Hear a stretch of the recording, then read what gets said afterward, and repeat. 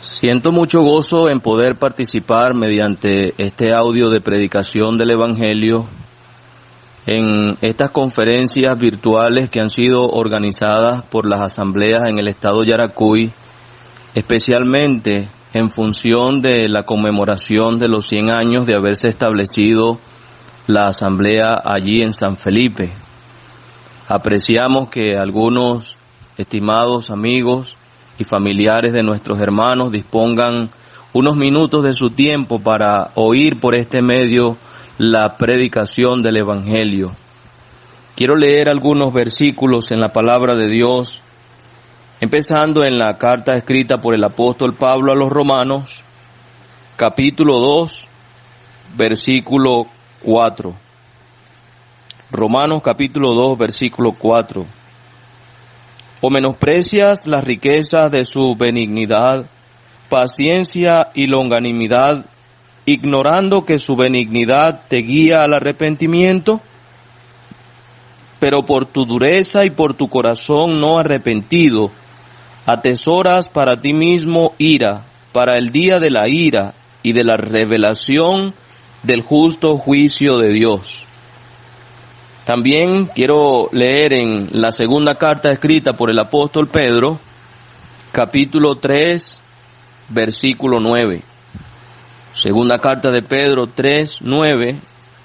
El Señor no retarda su promesa, según algunos la tienen por tardanza, sino que es paciente para con nosotros, no queriendo que ninguno perezca, sino que todos procedan al arrepentimiento.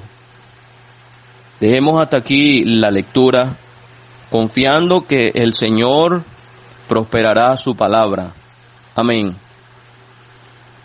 Pensando en los 100 años durante los cuales el Señor ha permitido que esté allí presente en San Felipe ese testimonio local, esa asamblea, vino a mi mente la historia de Noé. Cuando leemos los capítulos del Génesis relacionados con este hombre y con la responsabilidad que Dios le dio de construir el arca en la cual se salvó él y su familia y aquellos animales que Dios había determinado entrarían en el arca, encontramos que, según los capítulos 5 y 6 de Génesis, Noé debió tardar aproximadamente unos 100 años en construir el arca. Podemos pensar entonces que durante aproximadamente ese lapso de tiempo, todos los que vivían alrededor del lugar en donde Noé estaba construyendo el arca, podían no solamente contemplar el trabajo de aquel siervo de Dios, sino también oír las amonestaciones que este hombre les hacía en cuanto al arrepentimiento y en cuanto a la oferta y oportunidad de salvación que ellos tendrían entrando en aquel arca que él estaba construyendo. Una situación similar a la que ha disfrutado entonces ese lugar del estado Yaracuy, San Felipe, una asamblea levantada allí por Dios mediante el trabajo de sus siervos que durante todo este tiempo han estado trabajando, predicando el Evangelio, dando buen testimonio, enseñando la doctrina de nuestro Señor Jesucristo, y todos los que están allí alrededor de ese lugar han sido de alguna manera atraídos por Dios para que conozcan al Salvador mediante lo que se predica en ese lugar que ha estado allí levantado por 100 años. Pero también me llama la atención que hay ciertas similitudes entre lo que sucedió en los días antes del diluvio y lo que sucederá en el tiempo no muy lejano en el que Dios va a derramar sobre este mundo su ira. Las condiciones antes del diluvio eran condiciones de mucha maldad, Dice allí en Génesis capítulo 6 que vio Dios que la maldad de los hombres era mucha en extremo y que todo designio del pensamiento del corazón de ellos era de continuo solamente el mal. ¿Y qué es lo que nosotros podemos ver en el presente a nuestro alrededor, estimado oyente? ¿No es verdad que la situación del mundo hoy en día es tan parecida a aquella? No en vano dijo el Señor Jesucristo mismo cuando sus discípulos le preguntaron qué señal habría de su venida y del fin del siglo, que sería como en los días de Noé. Allá en el Evangelio de Mateo capítulo 24, desde el versículo 38, el Señor les dijo, porque como en los días antes del diluvio, estaban comiendo y bebiendo, casándose y dando en casamiento, hasta el día en que Noé entró en el arca, y no entendieron hasta que vino el diluvio y se los llevó a todos. Así será también la venida del Hijo del Hombre. Para los que están familiarizados con el mensaje del Evangelio, posiblemente los que están escuchando este mensaje en este momento, saben que hay por lo menos 3 cosas que podrían terminar con su oportunidad de salvación.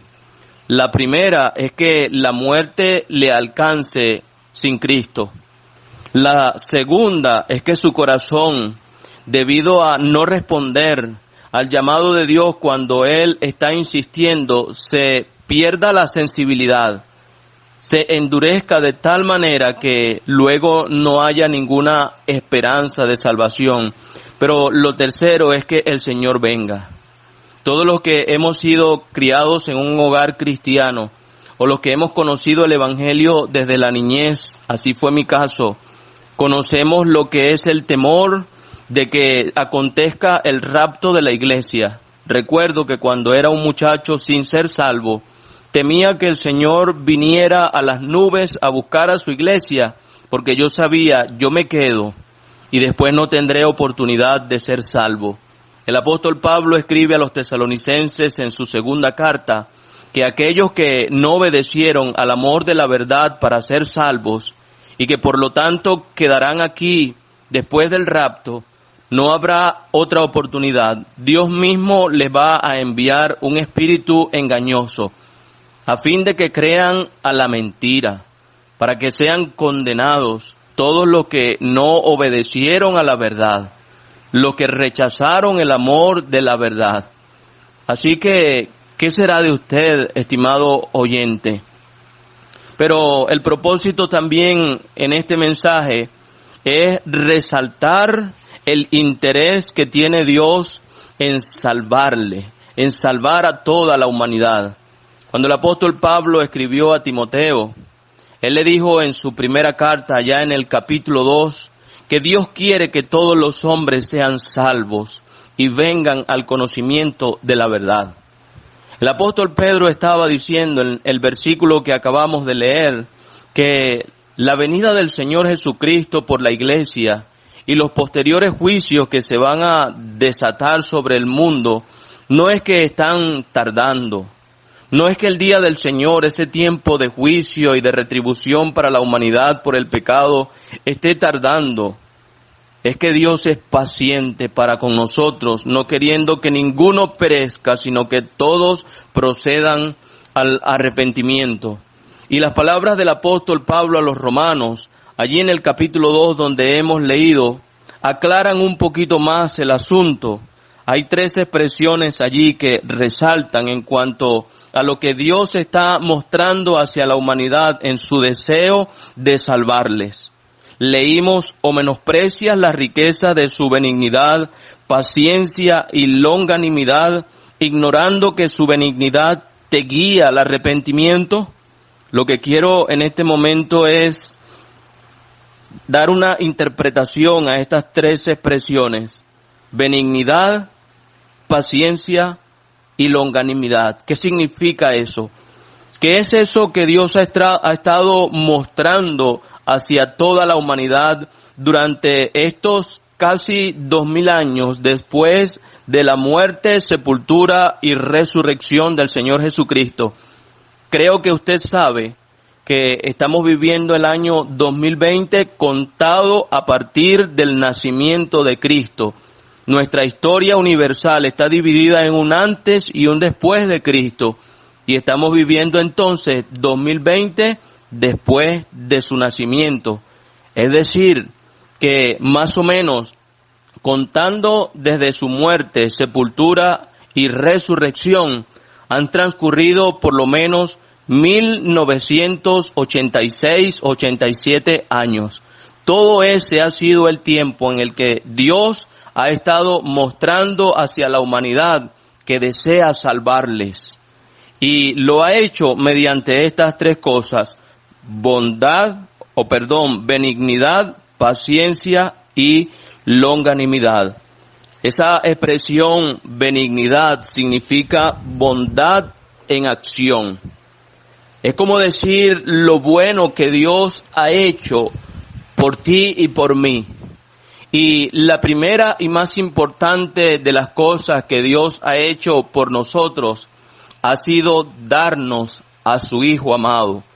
Ese es el don inefable, el regalo más grande mediante el cual Dios ha mostrado a toda la humanidad su amor. Dice un coro que a veces cantamos con los niños de la clase bíblica: es la prueba de su amor, el Calvario y su dolor. Sí, estimado oyente, mire, el Dios que ha mostrado su benignidad, es decir, su bondad, lo ha hecho con hechos, lo ha hecho con acciones. Nos da la vida, nos da la salud, el aire que respiramos, el agua que tomamos, los alimentos que consumimos, la familia de la cual disfrutamos. Todas las cosas buenas que usted tenga alrededor son una demostración de la benignidad de Dios. Toda buena dádiva y todo don perfecto desciende de lo alto, del Padre de las luces.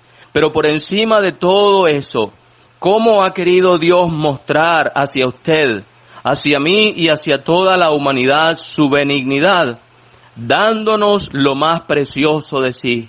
Dio a su Hijo amado, a su Hijo unigénito, y lo hizo para que Él, muriendo en la cruz, llevando el castigo de nuestros pecados, pagando el precio de la redención de cada uno de los que creen en Él, pudiésemos tener la oportunidad de ser salvos. Le pregunto en esta hora, ¿será que la benignidad de Dios ha sido útil para guiarle a usted al arrepentimiento? Ese es el propósito. Es lo que hemos leído allí en Romanos capítulo 2. Dice que su benignidad te guía al arrepentimiento. Pero lamentablemente para muchas personas esto no ha tenido valor. No han tenido ningún valor, no le han dado ningún valor a la muerte de Cristo, a su sacrificio hecho en la cruz, a todo lo que Él tuvo que sufrir para otorgarnos a nosotros la salvación. ¿Qué de usted, estimado oyente? Ojalá que la benignidad de Dios le haya guiado y le esté guiando en este momento a usted al arrepentimiento. Arrepentirse no significa sentir tristeza únicamente, no significa tener remordimiento. El arrepentimiento verdadero implica un cambio de mente, implica un cambio de parecer, implica un cambio de dirección. Es una transformación total en la mente y en la conducta del ser humano. Dios quiere que usted abandone el camino ancho que le conduce a la perdición eterna, que usted pueda dar media vuelta, tomando así un cambio de dirección, y usted pueda tomar el camino angosto que le conduce a la gloria, al cielo. Pero hay otra cosa que leemos en ese versículo, que Dios también está mostrando, guiándole al arrepentimiento. Aparte de su benignidad, dice su paciencia. ¿Qué es paciencia? Algunos creen que tener paciencia es tener la capacidad de esperar y esperar. Pero aunque en cierto modo tiene sentido, la paciencia involucra más que eso. La paciencia involucra soportar. La paciencia involucra sufrir. Y usted podrá preguntarse en este momento, pero ¿qué tiene que soportar Dios? ¿Qué tiene que sufrir Dios? Mire, estimado oyente, Dios está esperando y soportando la insensibilidad humana, soportando el pecado humano. Él está llamando a la humanidad para que se arrepienta. Y mientras Él está haciendo ese llamado, la humanidad vive de espaldas a Él. Usted y todo ser humano vive en la práctica del pecado. Y mientras Dios está queriendo salvarles, el ser humano está alejándose cada vez más y más de Él. Como está escrito en el libro de Oseas, en uno de sus versículos, hablando de la situación de Israel, el Señor dijo: cuanto más yo los llamaba, tanto más se alejaba de mí. Y mientras la humanidad en general hace esto, Dios lo sigue soportando, esperando, llamando insistentemente y soportando la dureza del corazón del ser humano y su resistencia a aceptar la salvación. ¿Cuánto tiempo lleva Dios esperando por ti? ¿Cuánto tiempo lleva Dios soportando tu indiferencia? ¿Cuánto tiempo lleva Dios soportando tus pecados? ¿Desde cuándo sabes que eres un pecador o una pecadora perdido o perdida y que Cristo murió en la cruz para salvarte? Que fue sepultado y que resucitó y está en gloria y quiere y puede ser tu Salvador. ¿Desde cuándo lo sabes? Bueno, todo ese tiempo sin haber dado una respuesta favorable para tu alma delante de Dios, es el tiempo en el que Dios ha estado mostrando su paciencia. En lo que tiene que ver con el testimonio de esa asamblea, de esa iglesia local allí en San Felipe, han sido 100 años en que Dios ha estado mostrando a través de esa iglesia su bondad y su paciencia para con los habitantes de esa ciudad. Pero aparte de la paciencia, hay otra palabra que es la palabra longanimidad.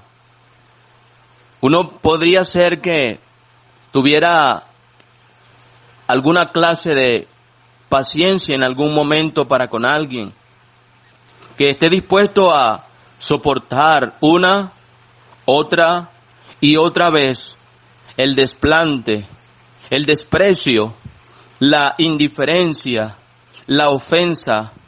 Pero hay algo más que está asociado a la paciencia en este versículo, y es esa palabra longanimidad. Eso significa que hay largura de ánimo para sufrir. Mire, el apóstol Pablo escribió a los Corintios en su segunda carta, hablando de nuestra responsabilidad en el anuncio del Evangelio. Y él decía que somos embajadores en nombre de Cristo, como si Dios rogase por medio de nosotros. Es algo tan difícil entender cómo Dios puede estar por medio de los que tenemos responsabilidad de predicar el Evangelio, como rogando al pecador para que sea salvo. ¿Cómo es posible que Dios haya tenido o tenga tal ánimo, tal paciencia, que además de haber dado a su Hijo a morir en una cruz de esa manera tan cruel por nuestros pecados, Él insiste mediante el Evangelio en llamar al pecador y espera soportando su indiferencia, y lo hace por largo tiempo? No es como nosotros, que tal vez si tuviéramos el deseo, la intención de darle un presente a alguien y vamos y tocamos la puerta de su casa sabiendo que está ahí adentro. Yo podría tocar una vez, Tal vez podría tocar 2 veces. Si tengo paciencia, podría tocar 3 veces.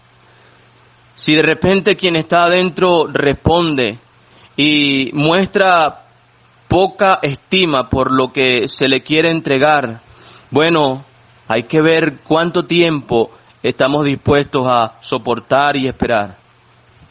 Mire, solo Dios puede mostrar hacia nosotros los seres humanos tales actitudes, tales atributos, tales cualidades.